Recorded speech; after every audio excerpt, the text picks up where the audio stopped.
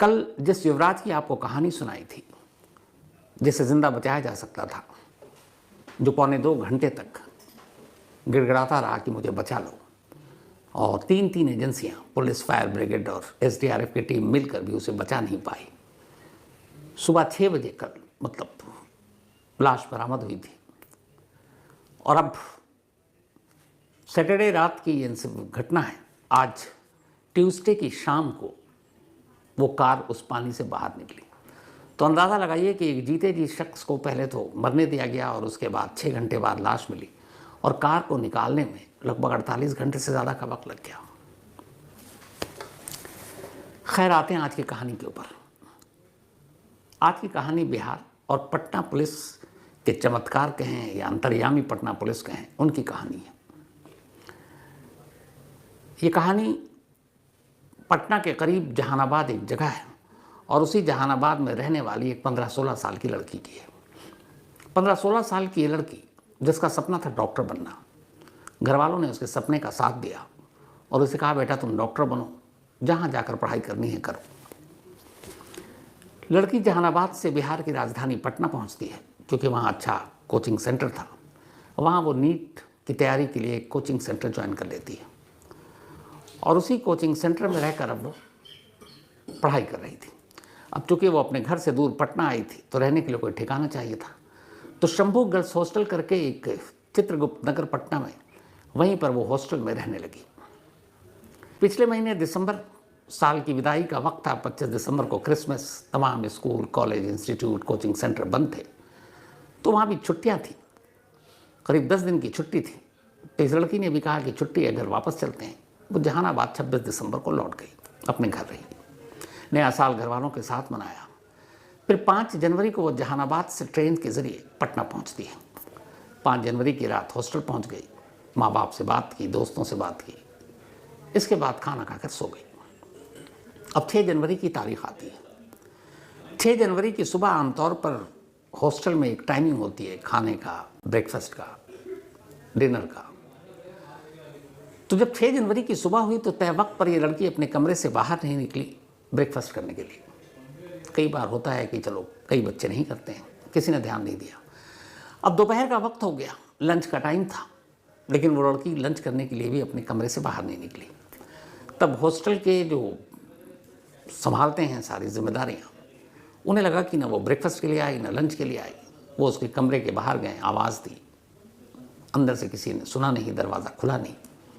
फिर हॉस्टल के बाकी स्टाफ गए और उन्होंने किसी तरीके से उस दरवाजे को खोला। जब अंदर पहुंचे तो देखा कि वो लड़की बेहोश पड़ी है। हिला डुला कर देखा, सांसें चल रही थी, लेकिन बेहोश थी। फ़ौरन उसे उठाकर नज़दीक के एक अस्पताल ले जाया गया। अस्पताल पहुंचने के बाद डॉक्टरों ने उसे देखा, फिर कहा कि नहीं, इसकी हालत सीरियस है, गंभीर है, तो इसे दूसरे अस्पताल ले जाइए। फिर उसे उस अस्पताल से एक दूसरे अस्पताल ले जाया गया। अब वहाँ पर अगले 3 दिन तक वो लड़की रहती है। 6 जनवरी को जब वो लड़की पहली बार पहले अस्पताल पहुंची, तो अस्पताल वालों ने पुलिस को खबर दी थी, क्योंकि लड़की के जिस्म पर कुछ चोट के निशान थे। चित्रगुप्त नगर थाना पड़ता था, थाने को खबर दी गई, लेकिन थाने वाले शायद किसी और काम में ज़्यादा बिजी थे। वो हॉस्पिटल आए ही नहीं लड़की को देखने के लिए। 6, 7, 8, 3 दिन बीत गए, हॉस्पिटल में कोई पुलिस वाला नहीं आया। अब वो दूसरे हॉस्पिटल में है। 9 जनवरी की तारीख आ गई। 9 जनवरी को उस दूसरे हॉस्पिटल ने कहा कि लड़की की हालत सीरियस है, आप इसे किसी और बड़े अस्पताल में ले जाइए। तो पटना में मेदांता हॉस्पिटल, एक बड़ा नाम, वहाँ रेफ़र कर दिया गया। डॉक्टर ने शायद बताया कि लड़की की हालत नाजुक भी है। तो पहली बार इधर लड़की के घर वाले जहानाबाद से अपनी बेटी की इस हालत की खबर सुनकर पटना पहुँच चुके थे। 9 जनवरी को जब ये हुआ कि लड़की की हालत सीरियस है, चोट के निशान भी दिख रहे हैं, तब घर वालों ने पुलिस में FIR लिखने के लिए कहा कि हमें लगता है हमारी बेटी के साथ कुछ गलत हुआ है, उसके साथ ज़बरदस्ती करने की कोशिश की गई, उसे मारा पीटा गया है। वही चित्रगुप्त नगर थाने में अब 9 जनवरी को, यानी कि 3 दिन बाद, FIR दर्ज होती। रोशनी कुमारी उस थाने की SHO हैं, महिला हैं, और यहाँ एक लड़की थी, लेकिन महिला होने के बावजूद उन्होंने संवेदना नहीं दिखाई। 9 जनवरी को FIR दर्ज हुई, लेकिन इसके बाद भी पुलिस ने कुछ नहीं किया। 9 जनवरी को जब हालत सीरियस थी, तब पहली बार शायद SHO को लगा कि कुछ हो ना जाए, तो उन्होंने कहा अच्छा कुछ जांच करते हैं FIR के बाद। तब उन्हें लड़की के उस हॉस्टल में जाना चाहिए था जहाँ वो बीमार मिली थी, बेहोश मिली थी 6 जनवरी को। लेकिन एसएचओ साहिबा ने इतनी जहमत नहीं उठाई। उन्होंने अपने गाड़ी के प्राइवेट ड्राइवर को कहा, यार ये हॉस्टल कहाँ है मुझे पता नहीं, तुम जाओ ज़रा पता करो और देखो। अब एक पुलिस वाला नहीं, एक प्राइवेट ड्राइवर है, वो उस लड़की के हॉस्टल पहुंचता है। वहाँ जाकर वो पुलिस अंदाज में पूछताछ करता है और पूछता है सीसीटीवी कैमरे कहाँ हैं, ये कहाँ हैं, और रिकॉर्डिंग जो सीडीआर है, जो वीडीआर है, वो उठाकर ले आता है। पुलिस वाले नहीं, एक ड्राइवर, एसएचओ साहिबा का। खैर, अब 9 जनवरी को ये लड़की मेदांता हॉस्पिटल में रेफ़र कर दी जाती है, वहाँ एडमिट है। हालत बिगड़ती जाती है और 2 दिन बाद 11 जनवरी को मेदांता हॉस्पिटल में ये लड़की दम तोड़ देती है। इधर इस बीच लड़की के माँ बाप लगातार पुलिस के आगे गिड़गिड़ा रहे हैं कि साहब मेरी बच्ची के साथ कुछ ज्यादती हुई है, कुछ लोगों ने उसके साथ ज़बरदस्ती करने की कोशिश की है, उसे मारा पीटा है, आप एफआईआर लिखिए, तफ्तीश कीजिए, गुनहगारों को पकड़िए। पटना पुलिस टालती रही। कुछ खबरें छोटी मोटी उधर पटना के मीडिया में भी आ रही थी। लेकिन 11 जनवरी को जैसे ही इस बच्ची की मौत हो गई, पटना पुलिस को लगा कि अब मीडिया वाले इस खबर को तूल देंगे, तो क्या किया जाए। पटना पुलिस ने तय किया कि चलो अब इस मामले को निपटाया जाए। लड़की की मौत के अगले दिन 12 जनवरी को पटना के सदर वन के एएसपी बोले तो assistant superintendent of police mister Abhinav एक प्रेस कॉन्फ्रेंस बुलाते हैं और उस प्रेस कॉन्फ्रेंस में वो ये कहते हैं कि जो लड़की 6 जनवरी को बेहोश मिली थी, उसके कमरे से नींद की गोलियां मिली हैं और उसको देखकर ये लगता है कि शायद उसने अपनी जान देने की कोशिश की और बाद में उसकी जान चली गई। फिर एएसपी उसी प्रेस कॉन्फ्रेंस में कहते हैं कि जब मीडिया सवाल पूछती है कि इस लड़की के साथ कोई फाउल प्ले नहीं हुआ, किसी ने सेक्सुअली असॉल्ट करने की कोशिश नहीं की, प्राइवेट पार्ट्स पर कोई जख्म नहीं मिले, कोई ज़बरदस्ती करने के सबूत नहीं मिले, तो ये एक खुदकुशी टाइप मामला है। 12 जनवरी को लड़की की मौत के नेक्स्ट डे एक एएसपी जैसे पद पर बैठे हुए पुलिस अफसर बाकायदा मीडिया को बुलाकर प्रेस कॉन्फ्रेंस में रिकॉर्ड पर ये बात कहते हैं। आप भी सुनिए कि एसपी ने 12 जनवरी को ये क्या कहा। देखिए 9 जनवरी को चित्रगुप्त नगर थाने में एक सूचना मिली थी कि एक बच्ची जो 18 साल की है वो हॉस्पिटल में कोमा में है और उसके परिजन उसके साथ मारपीट और सेक्सुअल असॉल्ट का शिकायत दर्ज की है। उनकी शिकायत पे विधिवत जो है एक एफआईआर संख्या 14/26 चित्रगुप्त नगर थाना में दर्ज की गई है। अब तक के जांच से जो सामने आया है, डॉक्टर का कहना है कि उनके ऊपर सेक्सुअल असॉल्ट नहीं किया गया है। बच्ची के रूम से हम लोगों को नींद की ढेर सारी गोलियां बरामद हुई हैं। मेडिकल हिस्ट्री देखने से डॉक्टरों का कहना है कि उनके द्वारा बल्क मात्रा में नींद की गोली जो है वो खा करके आत्महत्या की कोशिश की थी और उसके साथ साथ डॉक्टरों का कहना है कि उनको मियादी बुखार भी था। अब एसपी साहब बोल गए, मीडिया को भी लगा कि यार इतना बड़ा अफसर पुलिस का रिकॉर्ड पर कह रहा है तो जाहिर सी बात है कोई फॉल प्ले नहीं होगा, सब कुछ नॉर्मल है। लड़की के माँ बाप यूँ ही बोल रहे हैं, उन्हें लगता होगा ऐसा हुआ है, लेकिन फैक्ट्स तो है नहीं, क्योंकि एसपी साहब डॉक्टर का भी हवाला दे रहे हैं कि डॉक्टर के मेडिकल रिपोर्ट के हिसाब से कोई प्राइवेट पार्ट में चोट नहीं है, कोई सेक्सुअली असॉल्ट नहीं किया गया है। 12 जनवरी को ये उन्होंने मीडिया को बयान दिया, बात आई गई हो गई। 13 जनवरी बीतती, अब 14 जनवरी की तारीख आ गई। प्रेस कॉन्फ्रेंस के 48 घंटे बाद अचानक उस लड़की की पोस्टमार्टम रिपोर्ट सामने आती है। पोस्टमार्टम रिपोर्ट पूरे पटना पुलिस की थ्योरी को पलट कर रख देती है। पोस्टमार्टम रिपोर्ट में ये लिखा था कि लड़की के साथ सेक्सुअल असॉल्ट की संभावना से इनकार नहीं किया जा सकता। प्राइवेट पार्ट्स पे कुछ जख्म के निशान मिले जिससे लगता है कि उसके साथ ज़बरदस्ती करने की कोशिश की गई। उसके जिस्म पर अनगिनत जख्मों के निशान मिले। पोस्टमार्टम रिपोर्ट ये भी कहता है कि उस लड़की के जिस्म पर नोचने और खरोचने या खसोटने के भी निशान मिले। कुल मिलाकर इस पोस्टमार्टम रिपोर्ट का लबोलवाब ये था कि सेक्सुअल असॉल्ट या यौन शोषण की संभावनाओं से इनकार नहीं किया जा सकता।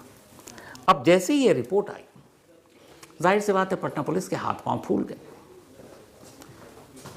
कि भाई पटना पुलिस एक एएसपी जैसे जिम्मेदार पद पर बैठा हुआ शख्स बिना पोस्टमार्टम रिपोर्ट सामने आए ये कैसे कह सकता है कि उसकी मौत में कोई फॉल प्ले नहीं है, जिसमें पर कोई जख्म के निशान नहीं है, उसको यौन शोषण करने की कोशिश नहीं की गई, सेक्सुअली असॉल्ट करने की कोशिश नहीं की गई, जबकि पोस्टमार्टम रिपोर्ट उसके उलट कहानी सुना रही है। अब जैसे ही पोस्टमार्टम रिपोर्ट सामने आई, पटना पुलिस के हाथ पैर फूले, उधर मीडिया पहुंच गई। अब सवाल पूछा जाने लगा। अब उधर एसपी तो एसपी जो उनके बॉस हैं, SSP senior superintendent of police Patna, Kartikeya के शर्मा, अब वो मीडिया से मुखातिब होते हैं और कहते हैं कि भाई इसमें हमारी क्या गलती, सारा ठीकरा डॉक्टर पर फोड़ देते हैं। कहते हैं एक डॉक्टर ने कहा कि कोई सेक्सुअली असॉल्ट नहीं हुआ है, पोस्टमार्टम रिपोर्ट ने कहा हुआ है, तो हम क्या करें। अब बोलते बोलते ये भी कह गए कि ये मतलब उसने खुद ही जान देने की कोशिश की। जो हमारा रिपोर्टर तो उसने पूछ लिया कि अब तो पोस्टमार्टम रिपोर्ट आ गई, जख्मों के निशान बताए जा रहे हैं, पोस्टमार्टम रिपोर्ट ये भी कह रहा है कि रेप की कोशिश से इनकार नहीं कर सकते हैं, और अब भी कह रहे हैं कि ये खुदकुशी का मामला है। फिर वो क्या जवाब देते हैं। तो एसएसपी साहब का वो वर्जन, फिर रिपोर्टर का खुद चौंक कर ये सवाल पूछना,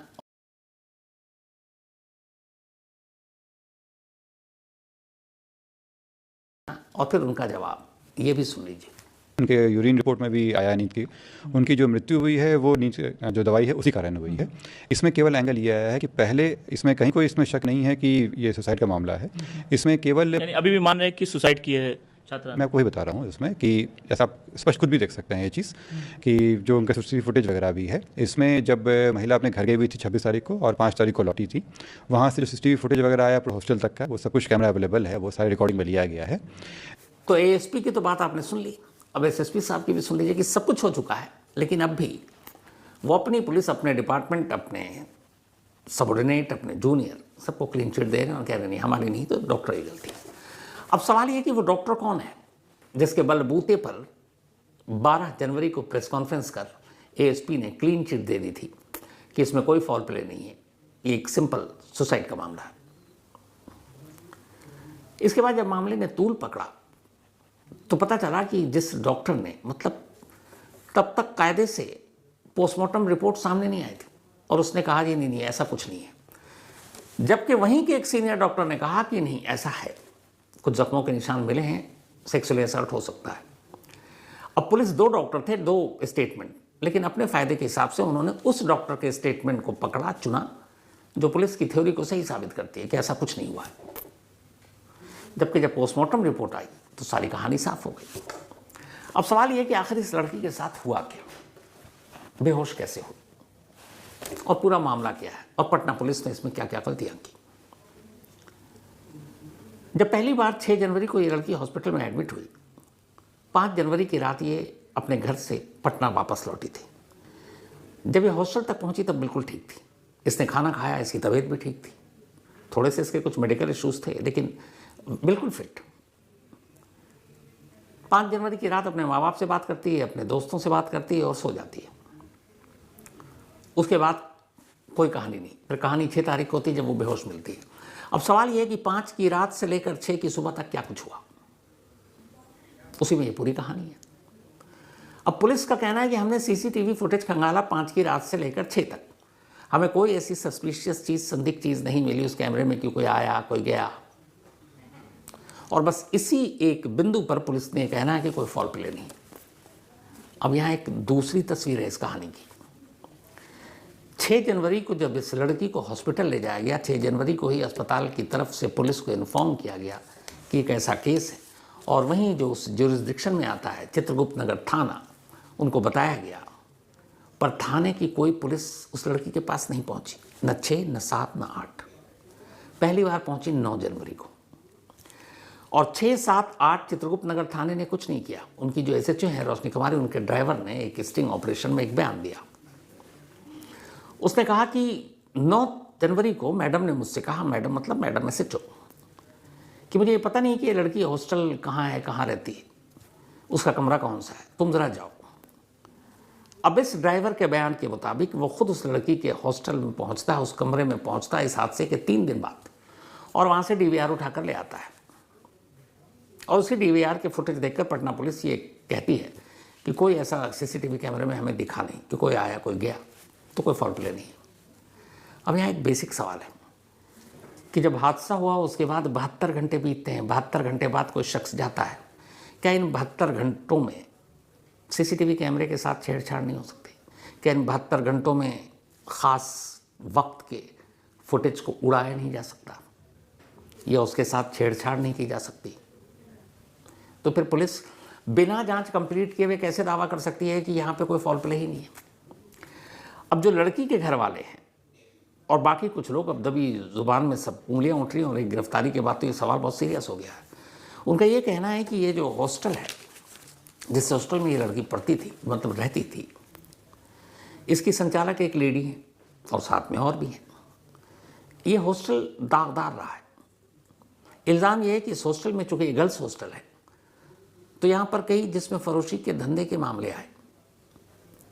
अब यहाँ की कहानी इस तरफ जा रही है कि 5 जनवरी को जब ये लड़की लौटी तो 5 जनवरी की रात कुछ ऐसा हुआ जिसके बाद या तो इस लड़की को मार दिया गया या शर्म के मारे इस लड़की ने खुद जान ली। दोनों चीज़ें हो सकती हैं। कमरे से नींद की एक्सेस गोलियाँ मिली हैं, करीब 90। अब यहाँ ये भी है कि ऐसा कौन सा डॉक्टर है जो किसी एक पेशेंट को या किसी भी एक शख्स को 90 गोलियाँ दे दे? सवाल ही नहीं है, क्योंकि ये मना है। आप अगर प्रिस्क्राइब भी करते हैं, प्रिस्क्रिप्शन लेकर भी जाते हैं, तो एक मेडिकल स्टोर पर किसी भी इस देश में आपको 90 गोलियां कोई मेडिकल स्टोर वाला नहीं देगा। तो क्या ये आई वॉश उस कमरे में रख कर दिखाने के लिए कि इस लड़की ने अपनी मर्जी से जान दी? और अगर कहते हैं कि इस लड़की को और भी कोई चीज़ें थी, कोई गम था, कोई अफसोस था, डिप्रेशन में थी, तो फिर जिस्मों पर इतने चोट के निशान कहाँ से आए? जिस्मों को नोचने खसोटने के ज़ख्म कहाँ से मिले? और उसके प्राइवेट पार्ट्स और बाकी जगहों पर वो ज़ख्म कहाँ से मिले जो एक जद्दोजहद के दौरान अमूमन पाए जाते हैं? जब कोई किसी पर काबू पाने की कोशिश करता है, जबरन या ज़बरदस्ती करने की कोशिश करता है, तब ऐसे निशान और सबूत मिलते हैं, जिसका जिक्र पोस्टमार्टम रिपोर्ट में है। तो एसएसपी साहब अब भी पोस्टमार्टम रिपोर्ट आने के बाद भी ये कह रहे हैं कि खुदकुशी का मामला है। लेकिन इन सवालों के जवाब कौन देगा कि ये ज़ख्म, प्राइवेट पार्ट्स पर वो चोट के निशान, ये हवा से आए? कुछ तो हुआ 5 और 6 जनवरी की रात, और उसी कुछ के पीछे ये पूरी कहानी छुपी हुई है। अब जब ये सारी चीज़ें हुई और पटना पुलिस की फजीहत हो गई कि अंतर्यामी पटना पुलिस ने बिना पोस्टमार्टम रिपोर्ट के ही ये ऐलान कर दिया, पोस्टमार्टम रिपोर्ट आने से पहले ही, कि एक सिंपल केस है, no foul play, no rape attempt. देश की शादी कोई ऐसी पुलिस कोई भी हो जो इस तरह के दावे पहले ही कर दे, तो ऐलान कर दिया। तो अब जाहिर सी बात है उस गलती को सुधारने के लिए 100 गलतियाँ और करेंगे। तो जब दबाव पड़ा तो अब बिहार के डीजीपी विनय कुमार साहब ने एक एसआईटी बना दी, स्पेशल इन्वेस्टिगेटिव टीम, जो इस मामले की जांच करेगी कि 5 से 6 जनवरी को क्या हुआ, डॉक्टर ने झूठ क्यों बोला, डॉक्टर ने अपने स्टेटमेंट में क्यों यौन शोषण की बात छुपाई, क्यों 3 दिन के बाद पुलिस पहली बार उस हॉस्टल के कमरे में पहुंची जो क्राइम सीन है, सारी चीज़ें। तो और ये भी है कि उस कमरे को साफ भी कर दिया गया। तो ये छोटी छोटी वो चीज़ें हैं जो सीधे सीधे शक पैदा करती हैं। किसी भी क्राइम में यही बेसिक चीज़ें होती हैं। क्राइम सीन को धो दिया आपने, क्राइम सीन में 3 दिन बाद पुलिस पहुंच रही है, सीडीआर उठाने के लिए ड्राइवर जा रहा है पुलिस का, और आपको यही पता नहीं है कि 5-6 की रात को हुआ क्या। और हॉस्टल के ऊपर ये है कि जिसमें फरोशी का धंधा भी करते हैं। तो क्या ये एक सेक्स रैकेट की तरफ मामला जा रहा है? क्या ऐसा कुछ हुआ जिसका लड़की ने विरोध किया तो उसे किनारे कर दिया गया? और हाँ, जो सबसे ज़रूरी बात कि जब ये लड़की 5 जनवरी को आई और 6 जनवरी को बेहोश मिली, हॉस्पिटल ले गए, तो बेहोशी के बाद उसी बेहोशी के आलम में ये लड़की कोमा में चली गई थी। कोमा में जाने का मतलब ये है कि या तो बहुत ज़्यादा सर पे चोट लगी है, या पुलिस की थ्योरी के हिसाब से वो जो गोलियां हैं खाई गई या जबरन खिलाई गई, ये तो अभी क्लियर नहीं है। तो वो लड़की कोमा में थी और कोमा की ही हालत में उसकी मौत हो गई। तो अब इस नीट की स्टूडेंट के साथ एक्चुअल में क्या हुआ, फिलहाल इसका जवाब पटना पुलिस नहीं दे रही है। हालांकि इतनी अंतर्यामी है कि पोस्टमार्टम रिपोर्ट से पहले की बातें तो बता देती है, लेकिन अब पूछिए ये है क्या हुआ, 5-6 को क्या हुआ, यहाँ क्या हुआ, हॉस्टल में क्या हुआ, तो उनका एक ही जवाब है, हम जांच कर रहे हैं, जांच के बाद बताएंगे, हम देख रहे हैं और अभी जांच जारी है। इसके अलावा इनके पास कोई जवाब नहीं है। लेकिन खैर अब एसआईटी की टीम बना दी गई है। लेकिन मजाक देखिए कि जब हंगामा हुआ और इस केस में डीजीपी साहब ने खुद एसआईटी की टीम बनाई, तो उस एसआईटी की टीम में फॉरेंसिक एक्सपर्ट्स और बाकी सीनियर पुलिस अफसरों के साथ साथ एएसपी अभिनव, जिन्होंने पोस्टमार्टम रिपोर्ट आने से पहले ही क्लीन चिट दे दिया कि कोई रेप अटेम्प्ट नहीं है, और एसएसपी कार्तिकेय शर्मा जब भी मान के चल रहे हैं, बिना अभी एसआईटी की जांच शुरू नहीं हुई, एसआईटी बनने का ऐलान हुआ और उसके बाद भी वो ये कह रहे हैं कि सुसाइड का मामला है। हो सकता हो, लेकिन जब जांच ही शुरू नहीं हुई तो आप उससे पहले कैसे कह सकते हैं? तो इन्हीं एएसपी और इन्हीं एसएसपी, इन दोनों को भी उस एसआईटी टीम में शामिल किया गया, जो अब इस सच्चाई का पता लगाएंगे कि इस नीट की छात्रा के साथ हुआ क्या था, मौत कैसे हुई, बेहोश कैसे हुई, कोमा में कैसे गई।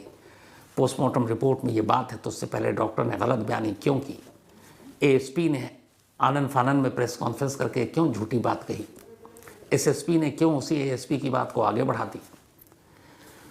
तो जिनके ऊपर इल्ज़ाम है, जिन पुलिस वालों ने इस पूरे केस को इधर से उधर कर दिया, अब एसआईटी टीम बनी है और उस एसआईटी टीम में ये दोनों भी शामिल हैं, तो फिर इस एसआईटी की टीम की जो रिपोर्ट आएगी वो अभी से समझा जा सकता है कि उस रिपोर्ट में क्या होगा।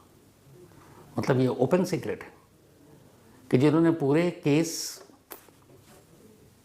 को तबाह कर दिया, पूरे केस की ऐसी की तैसी कर दी, अब वही अगर इसी एसआईटी में मिलकर इस मामले की जांच करेंगे तो कितनी सच्चाई से इस केस का सच वो सामने लाएंगे, सोचिएगा जरूर। तो ये थी आज की कहानी। अब आपसे मुलाकात होगी कल रात 9 बजे किसी नई कहानी के साथ। तब तक अपना और अपनों का ख्याल रखिएगा। Thank you very much.